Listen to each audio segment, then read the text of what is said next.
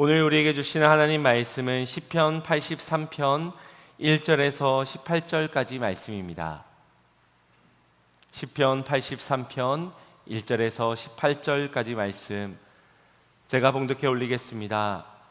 하나님이여 침묵하지 마소서. 하나님이여 잠잠하지 마시고 조용하지 마소서. 무릇 주의 원수들이 떠들며 주를 미워하는 자들이 머리를 들었나이다. 그들이 주의 백성을 치려하여 감개를 꾀하며 주께서 숨기신 자를 치려고 서로 의논하여 말하기를 가서 그들을 멸하여 다시 나라가 되지 못하게 하여 이스라엘의 이름으로 다시는 기억되지 못하게 하자 하나이다. 그들이 한 마음으로 의논하고 주를 대적하여 서로 동맹하니 곧 에돔의 장막과 이스마엘인과 모압과 하갈인이며 그발과 암몬과 아말렉이며 블레셋과 두로 사람이요 아수르도 그들과 연합하여 롯 자손의 도움이 되었나이다. 주는 미디안인에게 행하신 것 같이 기손 시내에서 시스라와 야빈에게 행하신 것 같이 그들에게도 행하소서. 그들은 엔돌에서 패망하여 땅에 거름이 되었나이다. 그들의 귀인들이 오렙과 스앱 같게 하시며 그들의 모든 고관들은 세바와 살문나와 같게 하소서. 그들이 말하기를 우리가 하나님의 목장을 우리의 소유로 취하자 하였나이다. 나의 하나님이여 그들이 굴러가는 건불 같게 하시며 바람에 날리는 지푸라기 같게 하소서. 살림을 사르는 불과 산에 붙은 불길같이 주의 광풍으로 그들을 쫓으시며 주의 폭풍으로 그들을 두렵게 하소서. 여호와여 그들의 얼굴에 수치가 가득하게 하사 그들이 주의 이름을 찾게 하소서. 그들로 수치를 당하여 영원히 놀라게 하시며 낭패와 멸망을 당하게 하사 여호와라 이름하신 주만 온 세계의 지존자로 알게 하소서. 아멘. 할렐루야. 오늘도 우리의 예배 가운데 하나님 임재하실 줄로 믿습니다. 주님의 성령의 임재를 느끼며 그분의 음성을 따라 믿음으로 걸을 수 있는 저와 여러분 되기를 간절히 소망합니다. 요즘은 장마철이지요. 6월 말부터 시작돼서 이제 장마가 접어든 것이 느껴질 정도로 많은 비가 또 예보가 되어져 있습니다. 여러분 비가 내리면 혹은 장마철이 되면 생각나는 음식 하나가 있으실 겁니다. 저도 어제 예상치 못하게 그 음식을 먹게 되었는데 노릇노릇 잘 구워져야 맛있는 바로 전입니다. 김치 부침개나 파전은 비가 올 때면 항상 생각이 나는 음식입니다. 이유를 알아보니 예전에 농사를 지으면서 새참으로 먹든지 아니면 비가 왔을 때는 이 농사를 짓지 못했을 때 항상 이 막걸리에 전을 먹게 되었다고 합니다. 혹은 이 기름에 튀겨지는 구워지는 이 전이 그 소리가 비 내리는 소리와 같다라고 해서 비가 내리면 전이 생각난다라고 말하기도 한다고 합니다. 괜히 제가 막걸리를 이야기해 드려서 생각 속에 막걸리만 가득 담겨 있지는 않을까 걱정이 되는데 이 전을 부칠 때 아주 중요한 기술 한 가지가 있습니다. 바로 뒤집기입니다. 이 뒤집기를 잘해야만 이 전이 맛있게 구워지는데요. 뒤집기 하는 방법도 다 다릅니다. 접시를 덮어서 이렇게 하는 경우도 있고, 이 뒤집기를 이용해서 하는 것도 있고, 이 손목을 이용해서 던져서 받는 그런 기술들이 있습니다. 그런데 이런 기술들도 필요하지만 이 후라이팬에 잘 미끄러질 수 있는 기름이 적정량 둘러져야 하고요. 또 두께도 너무 얇아도 안 되고 너무 두꺼워도 찢어질 우려가 있기 때문에 적당한 두께여야만 합니다. 무엇보다도 중요한 것은 적절한 타이밍입니다. 아무리 보기에 좋다고 냄새가 좋다고 배가 고프다고 해서 성급하게 뒤집었다가는 요리를 망쳐버리고 말 것입니다. 그런데 이것을 우리의 인생에도 동일하게 적용해 볼 수 있을 것 같습니다. 이쯤 되면 뒤집어도 될 듯하고 이만했으면은 먹어도 될 것이라는 착각이 듭니다. 하지만 우리의 인생엔 참고 인내하는 시간들이 반드시 필요한 법이지요. 물론 한국인은 이 빨리빨리 민족이라고 해서 기다리는 것이 제일 힘들다고도 하지만 그러나 인생에서 참고 인내하는 것은 선택이 아닌 필수 사항입니다. 특히 신앙의 영역에서는 더욱 그러할 것입니다. 하나님의 응답이 우리의 기대와는 달리 너무 느리게 오는 것 같아서 답답할 때가 있습니다. 특히나 고난이 찾아올 때 그러합니다. 이 고난이 대부분 예고 없이 찾아오고 또 얼마 동안 우리의 곁에 머물지를 알 수 없는 채 다가옵니다. 더욱 안타까운 것은 이 고난은 날씨와도 같아서 한두 번 겪고 극복해냈다고 해서 해결되는 것이 아니라 언제든 다시 우리의 삶에 찾아와 또다시 우리를 흔들어 놓을 수 있다는 것에 어려움이 있습니다. 그럴 때면 보다 하나님의 빠른 응답을 간절히 기다리기 마련이지요. 그런데 응답이 더디게 오는 것처럼 느껴진다면 우리는 기다리지 못하고 낙심하거나 좌절을 하게 될 것입니다. 그 중에 우리가 기억해야 하는 것은 우리의 눈에 느리게 보일 뿐이지 하나님은 가장 완벽한 계획으로 가장 적절한 시간에 그의 선하신 뜻대로 이루어 가신다라는 사실입니다. 그리고 그것을 우리에게 적절할 때에 적절한 것으로 주시기 위하여 주님은 오늘도 참고 기다린다는 사실을 우리가 잊지 말아야 할 것입니다. 다른 무엇도 아닌 우리를 위해서 말입니다. 옆에서 누군가가 아무리 감나라 배추나라 지금이다 뒤집어달라 아무리 애원한다 하여도 함부로 뒤집는 법이 없으십니다. 우리를 가장 아름답고 또 가장 아름다운 작품으로 만들어 가시고자 가장 적절한 타이밍에 확실한 손길로 우리의 인생을 뒤집어 가시면서 아름답게 만들어 가실 것입니다. 그렇다면 그 속에서 우리의 몫은 무엇일까요? 하나님의 손에 뒤집어질 수 있도록 그분의 손에 우리의 인생을 맡기는 것입니다. 함께 인내하고 견디면서 주님도 기다리시지, 주님도 참으시는 것이지, 그렇게 나도 함께 그 시간을 견뎌내면서 언제든지 뒤집어질 수 있는 준비를 해야 한다는 것입니다. 물론 그 준비의 과정들은 쉽지 않을 겁니다. 왜냐하면 뜨거운 불길 속에 견디는 것이 어디 쉬운 일입니까? 타들어갈 것만 같은데, 이대로 있다가는 홀라당 타버려서 아무것도 남는 게 없을 것 같은데, 마냥 하나님께서 알아서 뒤집어 주시겠거니 어떻게 기다릴 수 있겠습니까? 결국 셰프의 손을 믿지 않는다면 계속해서 우리의 마음에는 초조함과 불안함이, 그리고 우리 안에 원망과 불평이 자리 잡게 될 것입니다. 그래서 고난이 힘든 법이지요. 한간에는 위기를 위험한 기회다고 말하기도 합니다. 또 고난은 고난 뒤에 올 축복을 바라보라 해서 고난은 축복이다라고 말하기까지 합니다. 하지만 고난을 마주한 입장에서는 이런 말들이 귀에 잘 들어오지 않을 겁니다. 진짜 위기 상황에 맞닥뜨려 보지 않았기 때문에 저런 낭만적인 말도 할 수 있는 것이라고 여길 겁니다. 그만큼 진짜 위기를 만나면 그 어떤 일도 시작할 수가 없고 아무것도 할 수 없다고 느껴질 것입니다. 그러나 우리가 그와 같은 심한 고난을 만나더라도 할 수 있는 위대한 한 가지가 있습니다. 바로 희망을 가지는 것입니다. 독일의 철학가이자 이 심리학 작가인 에른스톤 블로흐는 이런 말을 했습니다. 인간은 끊임없이 희망을 품는 존재다라고 말입니다. 극한의 상황에서도 희망을 놓지 않기 때문에 새로운 무언가를 시도할 수 있고 또 어려움에도 끝까지 견디며 극복해내기도 한다라는 것입니다. 더욱이 우리 믿음의 사람들에게는 희망이 무엇입니까? 바로 소망의 하나님이 우리에겐 희망인 것입니다. 하나님을 신뢰하기에 그분께 기도하는 것이 우리가 할 수 있는 가장 최고의 희망인 것입니다.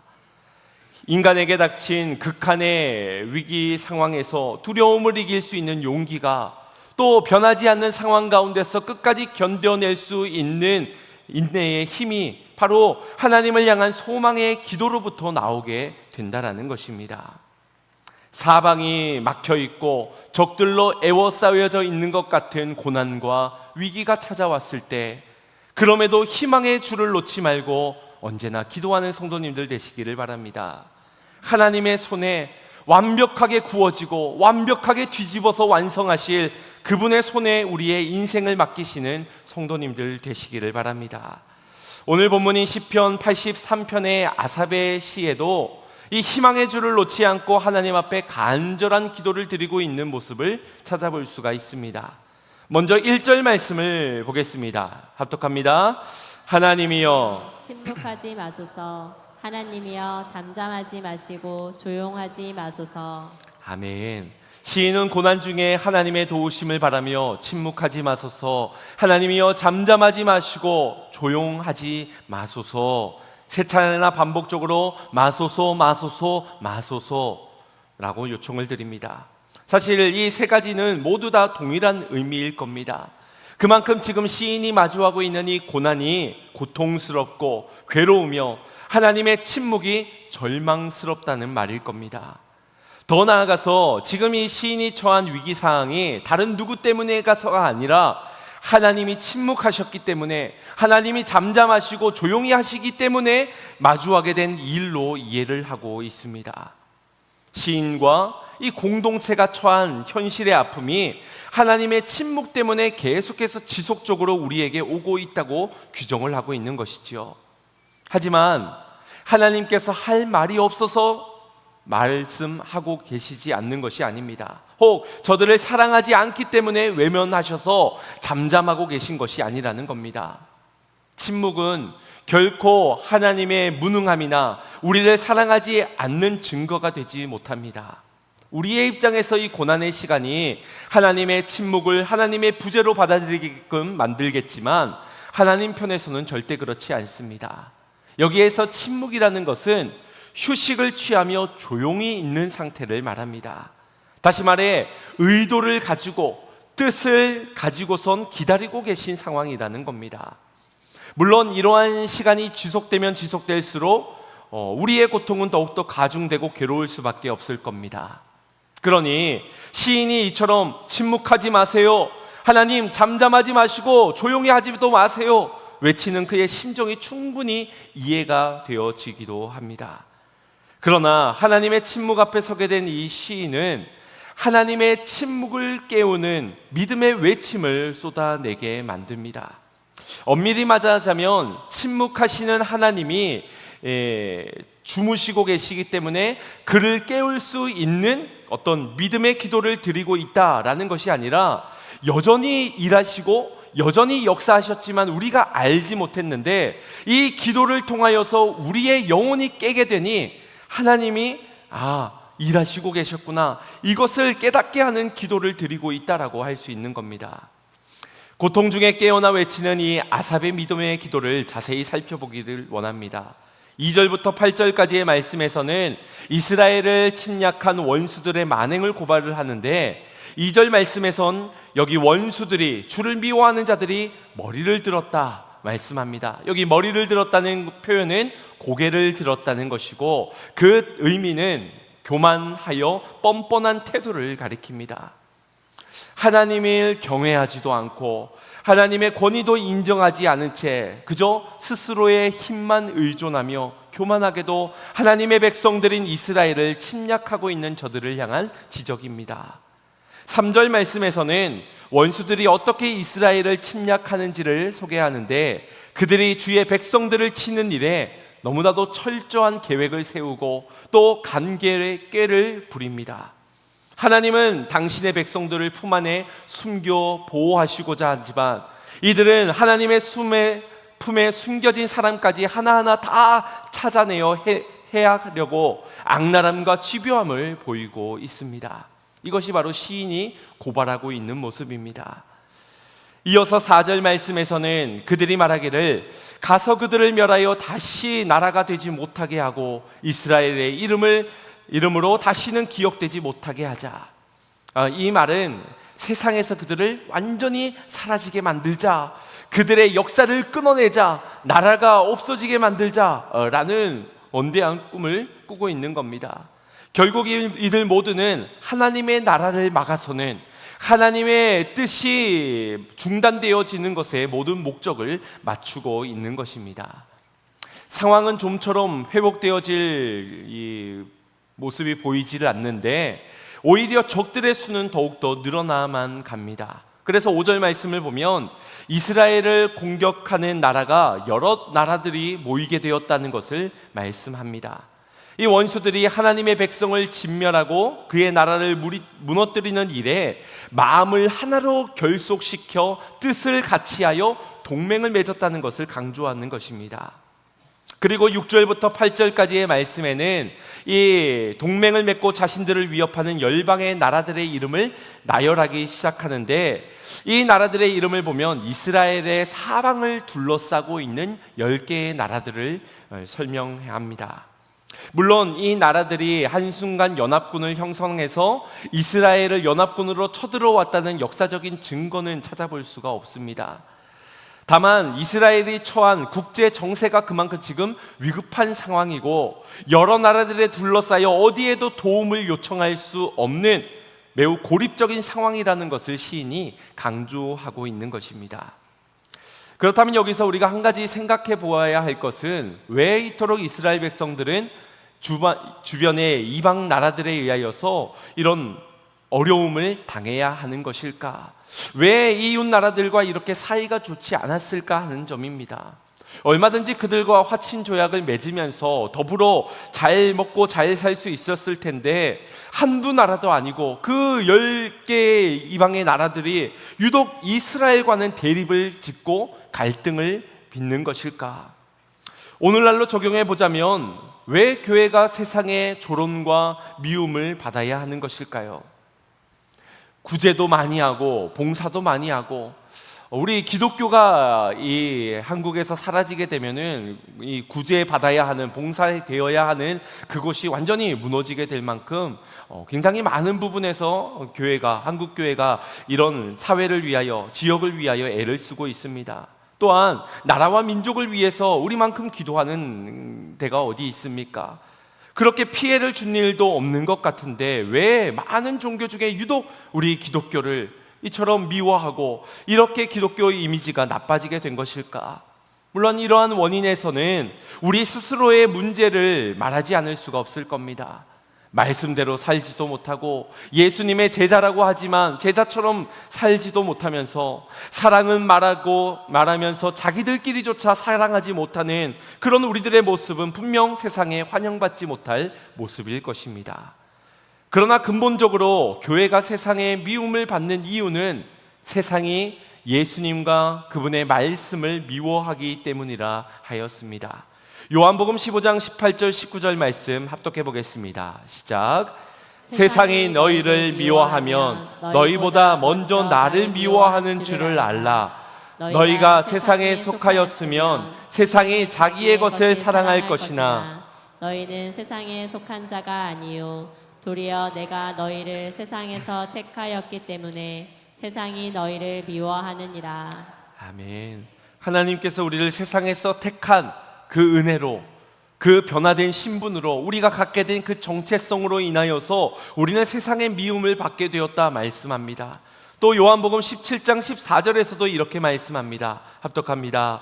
내가 아버지의 말씀을 그들에게 주었사오매 세상이 그들을 미워하였사오니 이는 내가 세상에 속하지 아니함 같이 그들도 세상에 속하지 아니함으로 인함이니라. 아멘. 하나님의 거룩하신 말씀을 우리 안에 주셨고, 그런 거룩한 백성 된 우리가 세상에 속하지 못하기 때문에 결국 미움을 당한다 말씀하고 있습니다. 그러니 이러한 미움을 당하고 조롱을 당하는 상황 속에서 우리가 세상과 좀 잘 지내보고자 저들의 비유를 맞추고 화친 조약을 맺고 적당히 섞여서 살아가야 하는 것이 아니라, 우리는 더욱 하나님을 신뢰하는 가운데 하나님의 백성답게 살아가는 데 초점을 맞추어야 할 것입니다. 하나님 백성답게 살지 못해서 수치를 당하지는 않도록 우리를 스스로 점검하되, 미움을 받더라도 우리는 다만 말씀대로 살겠노라고 거룩한 백성답게 살아내는 그런 그리스도인들이 되어야 할 줄로 믿습니다. 지금까지 시인은 자신이 마주한 암담한 현실을 보면서 그럼에도 침묵하시는 하나님이 원망스럽기도 하고 마음의 상실됨을 감출 수가 없었을 겁니다. 그러나 앞서 말씀드린 대로 이 기도하는 가운데 그의 영혼이 살아나기 시작하는 겁니다. 그러면서 그의 영혼이 깨어나게 되는데, 그 증거가 지금까지는 지금 현재 내가 마주한 고난에 집중했던 그의 시선이 이 이후의 9절부터의 말씀을 보면 과거를 향해 그리고 미래를 향해 그의 시선이 옮겨지는 것을 보게 될 것입니다. 우리가 사무실에서나 집에서 이 환기를 한 번씩 시켜줘야 하지 않습니까? 공기를 순환해서 이 안 좋은 공기들을 빼주고 이 좋은 공기들을 안으로, 그래서 환기가 꼭 필요한 것처럼 우리의 신앙에서도 마찬가지입니다. 때로는 현실의 위기를 마주하게 되었을 때 은혜 베풀어 주셨던 과거를 향하는 시선과 소망이 되어 주시는 미래를 향한 시선으로 우리의 시선을 옮기는 환기가 필요한 법입니다. 그래서 이 시인은 기도하기 시작하면서 먼저 과거를 향해 자신의 시선을 옮기게 됩니다.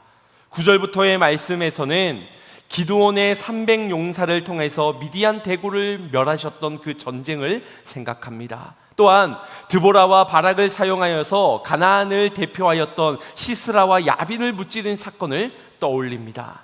시인은 지금 사사 시대에 일어난 전쟁을 언급하면서 그때에 하나님이 개입하셨고 그때에 전쟁에 이기게 된 그 승리의 결과를 다시 한 번 더 되새겨 보는 겁니다.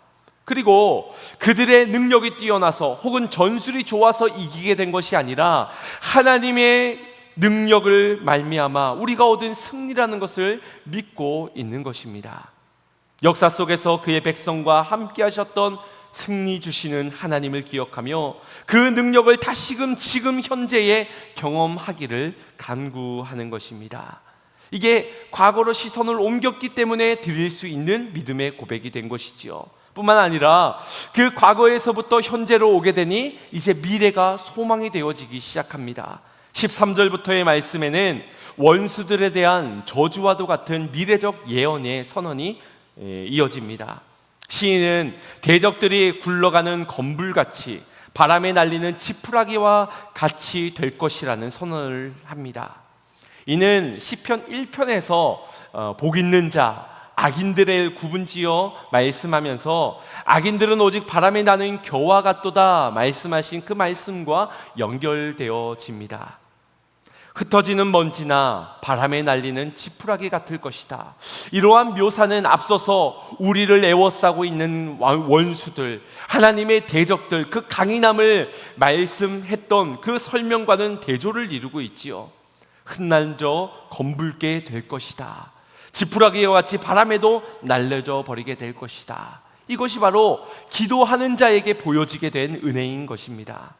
그만큼 과거의 은혜를 보고 현재의 기도를 드리면서 미래의 소망을 바라보게 되니 하나님이 하시면 우리의 미래는 이처럼 완전히 달라지게 될 것이다, 완전히 역전되게 될 것이라는 것을 믿음과 소망을 가지고 기도하고 있는 것입니다. 그의 영혼이 깨어나고 있는 것이 보여지는 것이지요.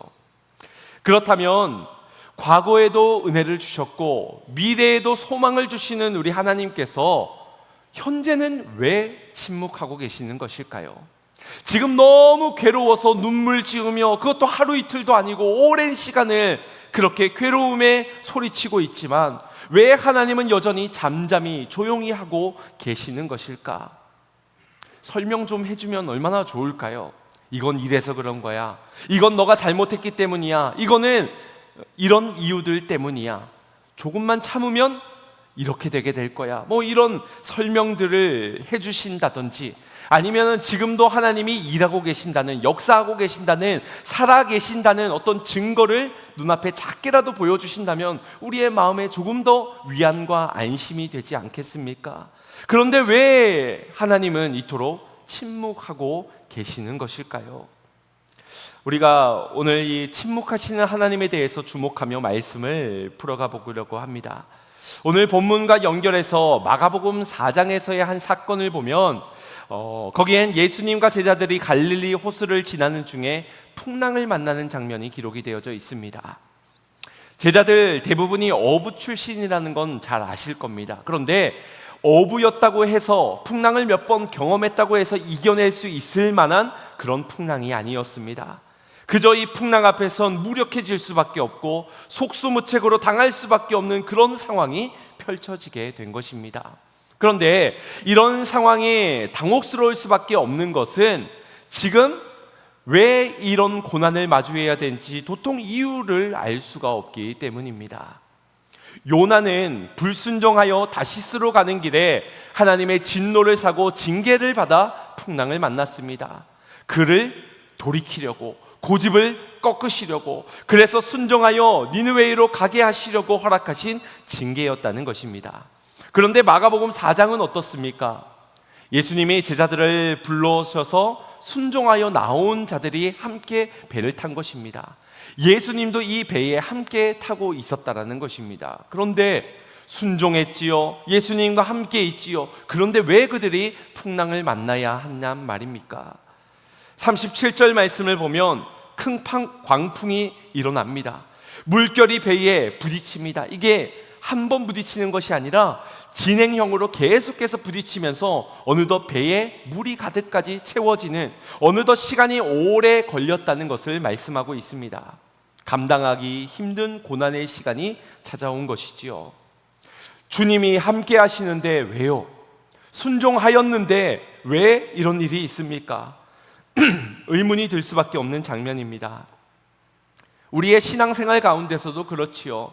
열심히 신앙생활 했는데, 좀 전에 예배하고 왔는데, 이전에 하지 못했던 헌신 이제 하겠다고 다짐까지 했는데 왜 이런 고난과 어려움이 내게 다가왔을까? 왜 이런 풍랑에 내가 고통을 당해야 하는가? 도무지 이해할 수 없을 것입니다. 그런데 이러한 풍랑 가운데 예수님은 지금 무엇을 하고 계십니까? 38절 말씀입니다. 예수께서는 고물에서 베개를 베고 주무시더니, 잠을 자고 계십니다. 얼마나 푹 잠이 드셨는지 이 풍랑을 경험하는 이 과정에서도 여전히 주무시고 있습니다. 제자들은 그런 예수님을 깨우며 말합니다. 선생님이여, 우리가 죽게 된 것을 돌보지 아니하시나이까? 마치 오늘 본문에서 하나님 왜 침묵하십니까? 하나님 왜 잠잠하시고 왜 조용히 계시는 겁니까? 시인의 외침과 동일한 고백 같지 않습니까? 지금 제자들은 풍랑을 만나 생사를 다투고 있습니다. 죽느냐 사느냐의 문제로 사투를 벌이고 있는데 예수님은 같은 배에서 깊이 잠을 자고 계신다. 여러분, 이게 가능할까요? 요나는 가능했던 것 같습니다. 아주 배 깊숙한 곳에 깊은 잠이 들었다고 말씀하고 있지요. 그런데 예수님도 정말 지금 어떤 상황인지도 모른 채 하염없이 잠을 자고 있는 것, 이게 정말 가능한 것인가? 사역을 하다가 너무 고단한 나머지 지금 광풍이 불어오는지도 모르고 배가 여러 파도에 부딪히며 물이 가득 담겨지고 있는 상황도 모른 채 골아 떨어지셔서 세상 모르고 자는 이 상황이 정말 맞는 것인가? 뭔가 지금 이 배가 물침대라도 된 것처럼 평안함을 느끼고 있는 것도 아닐 텐데 말입니다. 아무리 인간의 몸을 입고 오신 예수님이라 하더라도, 또 사역이 너무 고되었다 하더라도 아무것도 모른 채 잠을 자는 것은 아닐 것입니다. 알고 그럼에도 자셨거나 아니면 잠시 주무시는 척 했던 것이 아닐까 생각되어집니다. 왜냐하면 오늘 본문에서도 시인의 입장에서는 왜 침묵하십니까? 왜 잠자십니까? 라를 말하지만 하나님은 잠잠하고 침묵하고 계시는 것이 아니지 않았습니까? 여전히 일하고 계시는, 주무시지도 아니하시는, 졸지도 아니하시는 하나님 아니십니까? 마찬가지입니다. 예수님도 정말 세상 모르게 자고 있는 것은 아니었을 것이라는 겁니다. 그렇다면 궁금해지는 것은 왜, 무엇을 위해서 주님은 고배를 베고 누워 계셨을까? 왜 눈을 감고 제자들의 입장에서는 주무신다라고 밖에 느껴질 수 없게 그렇게 잠을 자고 계셨을까? 39절 말씀을 먼저 보겠습니다. 시작. 예수께서 깨어 바람을 꾸짖으시며 바다더러 이르시되 잠잠하라 고요하라 하시니 바람이 그치고 아주 잔잔하여지더라. 아멘. 제자들이 예수님을 찾자마자 말씀 한마디로 인해 아주 간단하게 문제를 해결하십니다. 무능력해서가 아니지요. 사랑하지 않아서, 문제를 외면해서가 아니라는 것입니다. 또 이어서 40절 말씀을 보면 주님이 그리하신 이유가 어느 정도 설명이 되어집니다. 합독합니다.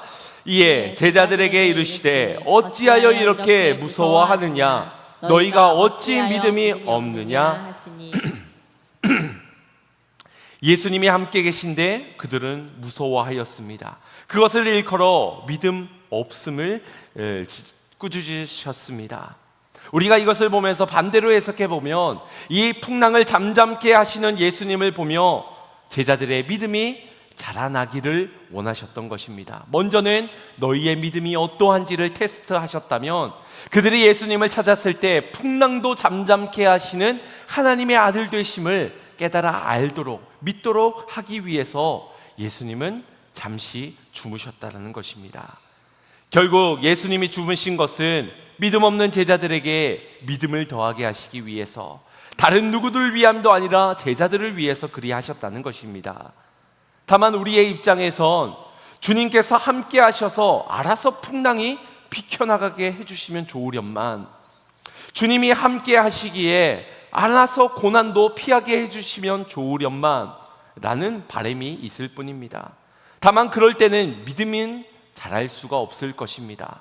고난이 알아서 비켜갔는데 뭐 자라날 믿음이 있겠습니까? 알아서 문제가 예수님과 같이 있었더니 다 해결되는데, 신앙생활만 했더니 만사 형통이 되는데 믿음이 자라날 겨를이 어디 있겠습니까?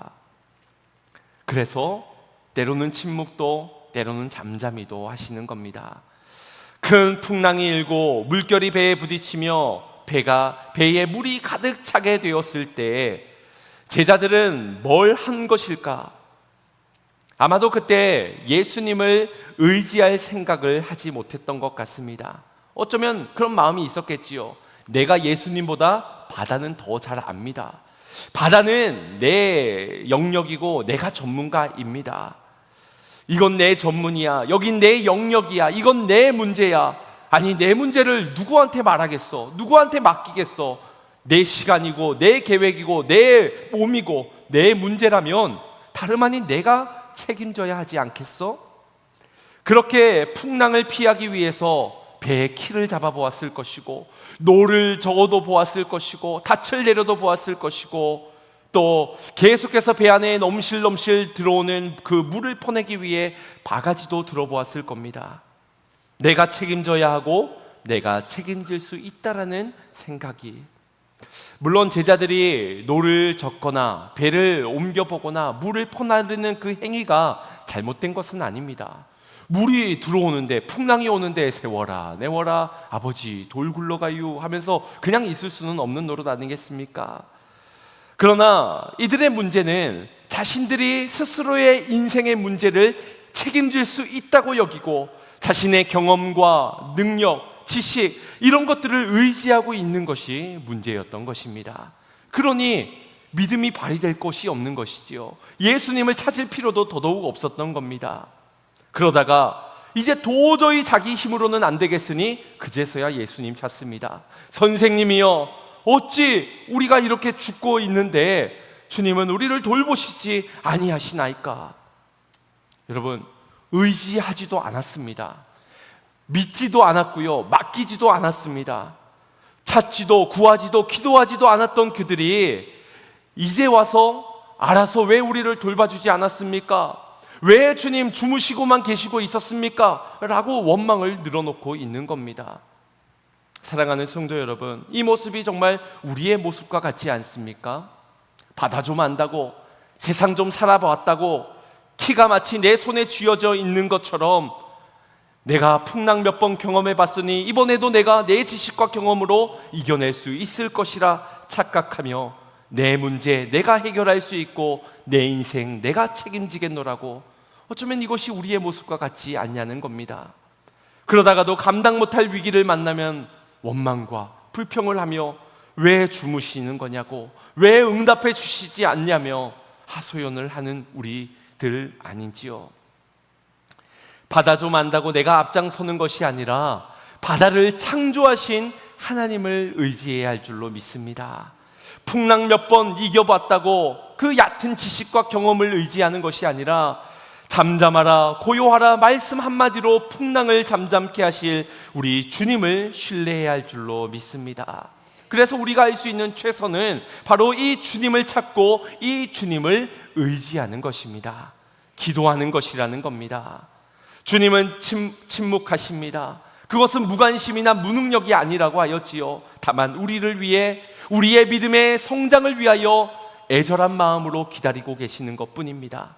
그렇다면 그분의 기다림 가운데서 우리가 해야 할 최선은 그분을 믿고 그분께 맡기면서 나를 완벽하게 뒤집어 놓으실 그 주님, 나를 완벽하게 완성해 가실 그 주님의 손에 우리를 맡기는 것일 줄로 믿습니다. 오늘의 본문도 마찬가지입니다.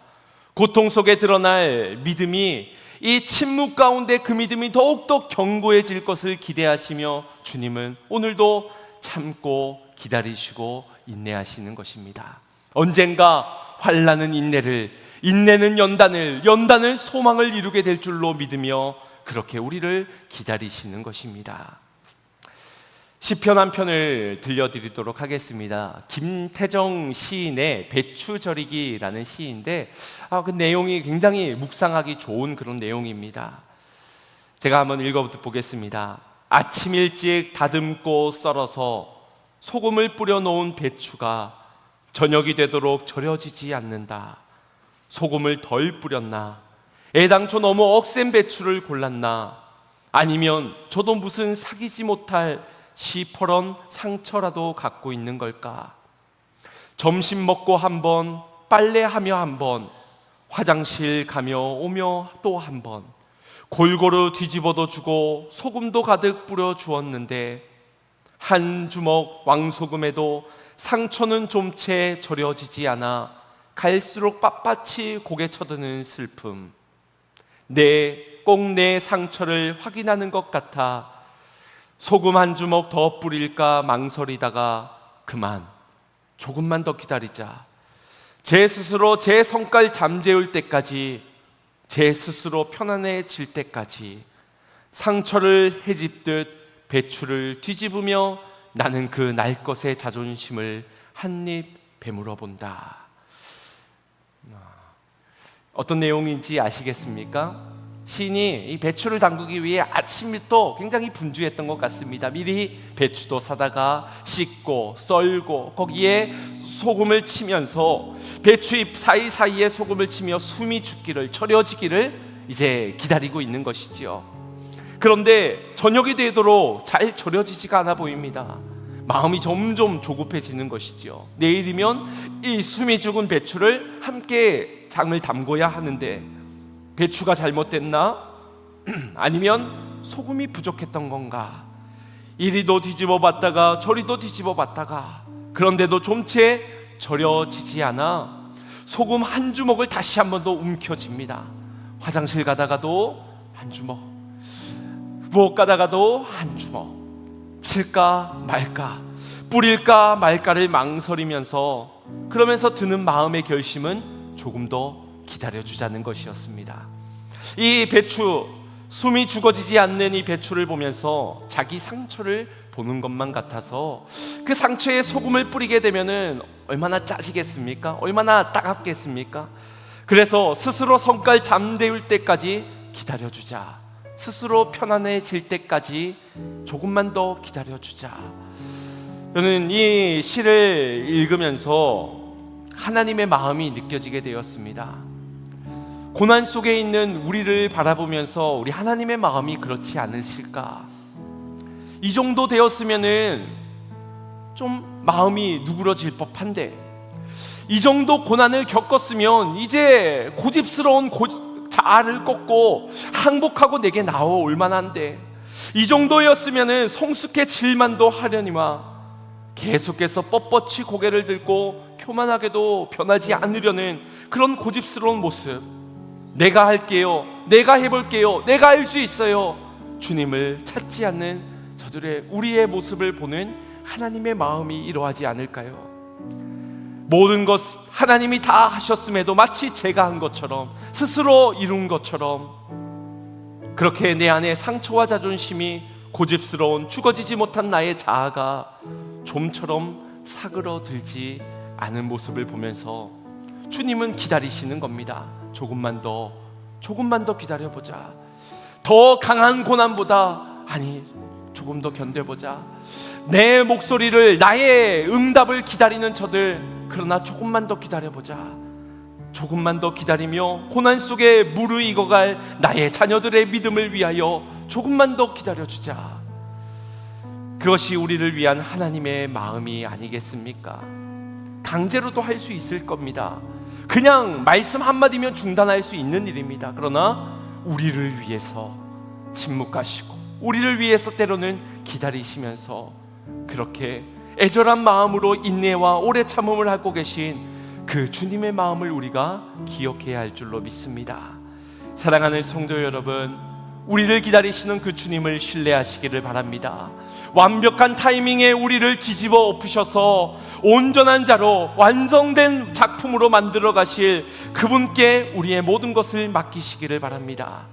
사방이 막혀 아무것도 할 수 없는, 아무것도 도와줄 수 없는 절망적인 상황일지라도 나를 이처럼 애타게 기다리시는 하나님이 계시지 않습니까? 주무시지도 않으시고 졸지도 아니하시는 우리 하나님께서 불꽃과 같은 눈동자로 지금 고난 중에 애통한 심령으로 있는 우리를 바라보고 계시지 않습니까? 바라기는 그 주님을 바라보며 소망을 그 주님께 두고 희망의 기도의 줄을 끝까지 붙잡고 하나님을 의탁하여 맡기는, 하나님을 신뢰하며 맡길 수 있는 성도님들의 복된 인생들 되시기를 주님의 이름으로 축원드립니다. 우리 주신 말씀 생각하시면서 찬양 고백하고 결단의 기도 드리겠습니다.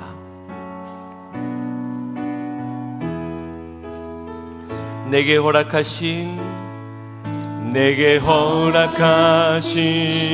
시련을 통해 나의 믿음 더욱 강하게 자라나고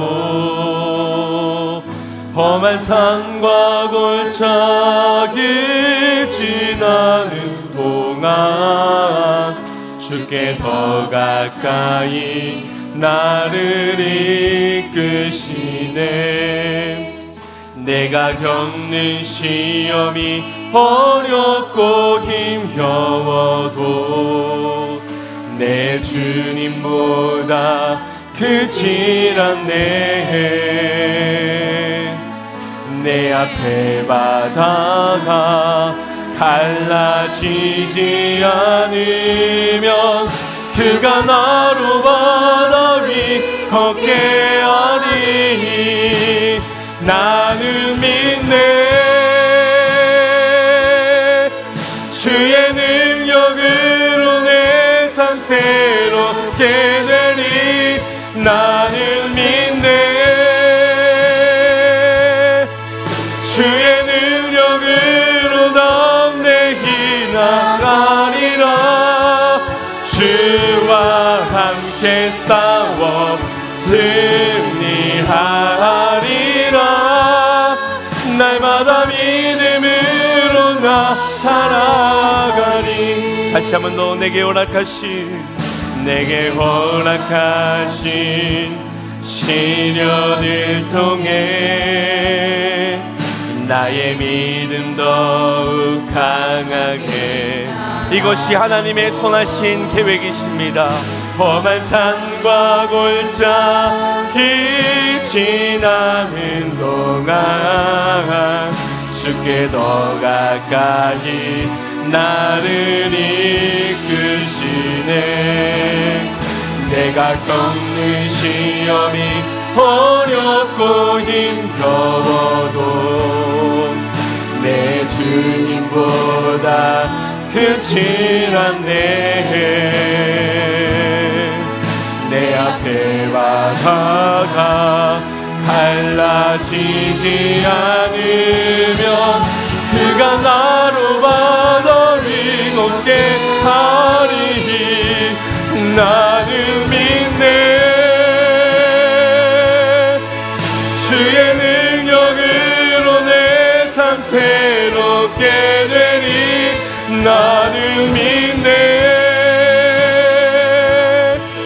주의 능력으로 담대히 나가리라. 주와 함께 싸워 승리하리라.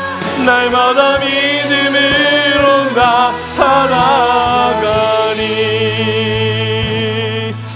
아멘. 여러분, 고난 가운데 계십니까? 여러분의 삶에 풀지 못한 위기와 문제가 있습니까? 여러분, 하나님의 부재를 느끼게 되는, 하나님의 침묵인 것처럼, 하나님이 잠잠해 계시기 때문인 것처럼 느껴지지만, 여러분, 하나님도 기다리고 애타게 인내하고 계시는 것입니다. 우리가 그 상처의 날 것을 가지고서 하나님 앞에 나아오도록, 그 자존심을 무너뜨리고 주님 앞에 서기를, 하나님만 의지하고 하나님만 신뢰하며 희망의 기도의 줄을 붙잡고 하나님 앞에 나와 하나님의 일을 이루심을 볼 수 있는 믿음을 가지기를 주님은 오늘도 우리를 기다리고 계시는 것입니다. 우리의 믿음의 눈을 들어 주님을 바라보기를 원합니다. 기도의 줄을 놓지 않고 희망을 하나님께 두기를 원합니다. 반드시 역정케 하실, 반드시 자라나게 하실 우리 그 주님을 믿는 굳은 믿음 가지고 이 시간 주여 한번 부르짖고 합심하여 기도하겠습니다.